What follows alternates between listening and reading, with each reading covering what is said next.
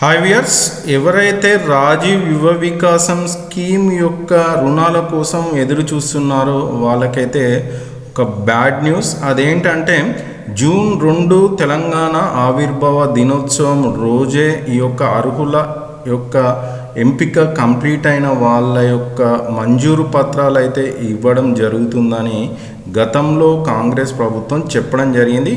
కానీ ఇప్పుడు మళ్ళీ దీనిలో కొంత గందరగోళాలు ఉన్నాయనేసి చెప్పడం జరుగుతుంది. సో దానికి సంబంధించిన పూర్తి వివరాలు, అసలు ఎందుకు ఈ యొక్క రాజీవ్ వికాసం పథకము జూన్ 2న స్టార్ట్ చేయలేకపోయారు అన్న దాని గురించి మనం ఈ వీడియోలో మాట్లాడదాం. అయితే మీరు కనుక మన ఛానల్కి ఇప్పుడే కొత్తగా వస్తే మాత్రం ఛానల్ని సబ్స్క్రైబ్ చేసుకోండి. ఎందుకంటే రాజీవ్ యువ వికాసం కానీ ఇంకేదైనా స్కీమ్స్కి సంబంధించిన పూర్తి ఇన్ఫర్మేషన్ మన ఛానల్లో మీకు ఎప్పటికప్పుడు అప్డేట్ అవుతుంది. అయితే ఇక వీడియోలోకి వెళ్దాం.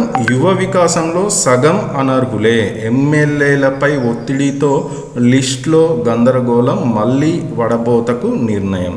సో ఇది టైటిల్. సో మరి ఏంటిది అన్న దాని గురించి కనుక చూస్తే, కేబినెట్లో చర్చించాకే అర్హుల జాబితా రిలీజ్ చేయాలని సీఎం రేవంత్ రెడ్డి గారు అయితే ఆదేశం. సో కేబినెట్లో ఏదైతే మళ్ళీ అర్హులను గుర్తించినాక ఓకే అనుకున్నాకనే రిలీజ్ చేయాలనేసి సీఎం రేవంత్ రెడ్డి గారు అయితే చెప్పడం జరిగింది. నెక్స్ట్ వచ్చేసి ఒక్క అనర్హుడికి కూడా సాయం అందకూడదు అని ఆదేశాలు అయితే ఇవ్వడం జరిగింది. అంటే ఓన్లీ అర్హులకు మాత్రమే ఇవ్వాలి, అనర్హులకి ఎట్టి పరిస్థితుల్లో ఈ యొక్క రాజీవ్ వికాసం అందకూడదు అని చెప్పడం జరిగింది. నెక్స్ట్ స్కీమ్ను 5 నెలలో 5 విడతలుగా ఇవ్వాలని కూడా నిర్ణయం తీసుకోవడం జరిగింది. సో ఇది 3 విషయాలు అయితే మెయిన్గా రాయడం జరిగింది. దీని తర్వాత కనుక చూస్తే అసలు ఎందుకు ఈ గందరగోళం జరిగిందన్నది ఒకసారి చూద్దాం.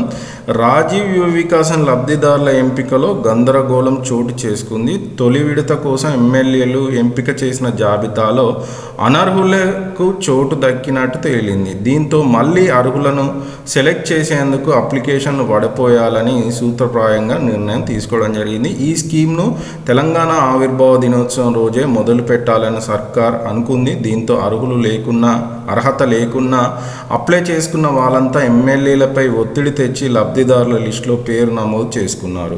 తీరా శాంక్షన్ లెటర్లు తయారు చేసే టైంలో లబ్ధిదారుల జాబితా చూసిన ఎమ్మెల్యేలు, అధికారులు అవక్కయ్యారు.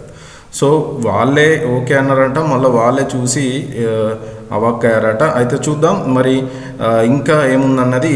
మధ్య పేద తరగతి యువత కాకుండా ఇప్పటికే పెద్ద బిజినెస్లు చేసుకుంటున్నోళ్ళు, ప్రైవేట్ వాళ్ళు, లక్షలు జీతం ఉంటున్నోళ్ళు కూడా ఈ లిస్టులో పేరున్నాయట. మరి 45 ఏళ్ళు పైబడిన వాళ్ళు, కొన్ని చోట్ల 50 ఏళ్ళ వయసు ఉన్నోళ్ళు కూడా ఈ స్కీమ్కి అప్లై చేసుకున్నట్టు గుర్తించారు.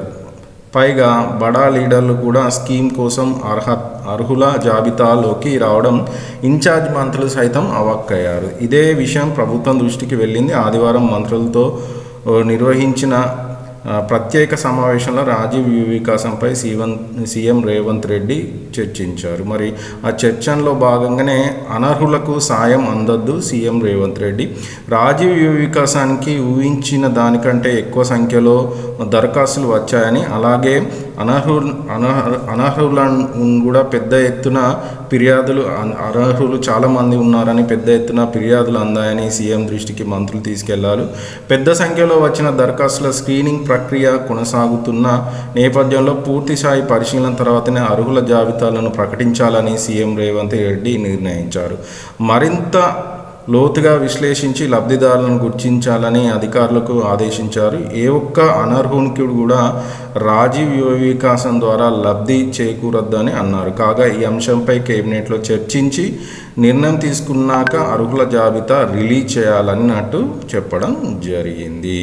సో దీంతోపాటు ఒక ఇంటి నుంచే 2 నుంచి 3 అప్లికేషన్. రాజీవ్ యువ వికాసం పథకం మొత్తం 16,22,000 మంది అయితే దరఖాస్తు చేసుకోరు. గత 6 ఏళ్లలో సబ్సిడీ స్కీమ్స్ లేకపోవడంతో యువత పెద్ద సంఖ్యలో అప్లై చేశారు. అయితే ఇందులో ఒక కుటుంబం నుంచే 2 నుంచి 3 అప్లికేషన్ కూడా వచ్చినట్లు అధికారులు గుర్తించారు. అదే సమయంలో అర్హత లేని వారి నుంచి కూడా దరఖాస్తులు వచ్చాయి. ఎమ్మెల్యేల చుట్టూ ఉండే కాంగ్రెస్ లీడర్లు, కార్యకర్తలు కొందరు అర్హత లేకున్నా అప్లై చేసుకున్నారు. స్కీమ్కు సంబంధించి షెడ్యూల్ రిలీజ్ కాగానే అందరూ ఎమ్మెల్యేల చుట్టూ చేరి వారిపై ఒత్తిడి తెచ్చి లబ్ధిదారుల లిస్టులో నమోదు చేసుకున్నారు. ఒకే కుటుంబం నుంచి ఇద్దరికీ ఇవ్వాలని కొందరు మండల స్థాయి లీడర్లు ఎమ్మెల్యేలను కోరడం జరిగింది. ఇంకా గ్రామాల నుంచి అర్హులు వచ్చి లబ్ధిదారుల లిస్టులో చేర్చాలని కోరుతుండడంతో ఎక్కడో తప్పు జరిగిందని గ్రహించిన ఎమ్మెల్యేలు అధికారులు ఇదే విషయాన్ని ప్రభుత్వం దృష్టికి తీసుకెళ్లారు. సీఎం రేవంత్ రెడ్డి కూడా పార్టీ కోసం కష్టపడి పనిచేసిన వాళ్ళ రాజీవ్ వికాసం పథకంలో లబ్ధి చేకూర్చాలని ఎమ్మెల్యేలకు సూచించారు. అయితే ఖచ్చితంగా వారికి అర్హత ఉండాలని, అనర్హులైతే కాంగ్రెస్ కార్యకర్త అయినా సరే ఇవ్వద్దని స్పష్టం చేశారు. పైగా ఎక్కువ సంఖ్యలో 4 లక్షల యూనిట్లు అప్లై చేసుకున్నారు. అంటే ఒక్కో యూనిట్కి 70% సబ్సిడీ వస్తుందనే ఆశతో దరఖాస్తు చేసుకున్నారు. దీంతో 50,000, 1,00,000, 2 లక్షల యూనిట్లకు అప్లికేషన్ తగ్గాయి. 1 లక్ష రూపాయల యూనిట్లోకి మార్చుకోవాలని పలువురు లబ్ధిదారులకు ఎమ్మెల్యేలు సూచించినా ఎవరూ ముందుగా రాలేదు. ఫలితంగా ప్రభుత్వం అనుకున్న దానికంటే ఎక్కువ నిధులు అవసరం పడుతున్నాయి. స్కీమ్ అనుకున్నది ఇలా: ఎస్సీ, ఎస్టీ, బీసీ, మైనార్టీ వర్గాలకు చెందిన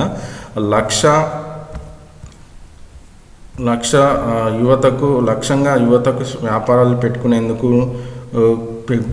దానికి పెట్టుబడి సాయం అందించాలని ప్రభుత్వము రాజీవ్ వికాస పథకాన్ని ప్రవేశపెట్టింది. ఈ ఏడాది 4,93,00,000 మంది అర్హులకు ఇచ్చేందుకు 6,02,50,000 కోట్లు అయితే నిధులు కేటాయించింది. మొదటి దశలో జూన్లో 85,000 మందికి 6,050 కోట్ల సబ్సిడీతో రుణాలు మంజూరు చేస్తారు.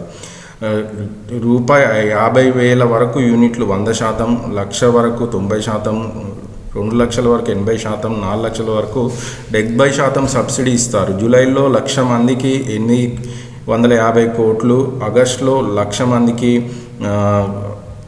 1,250 కోట్లు, సెప్టెంబర్లో 1,00,000 మందికి 1,500 కోట్లు, అక్టోబర్లో 8 లక్షల మందికి 8,236 మందికి అంటే 1,600 కోట్ల సబ్సిడీ అందజేయనున్నారు. రాష్ట్ర ఆవిర్భావ దినోత్సవం సందర్భంగా జూన్ 2న రాష్ట్ర వ్యాప్తంగా ఈ పథకం ప్రారంభించాలని ప్రభుత్వం షెడ్యూల్ కూడా ప్రకటించింది.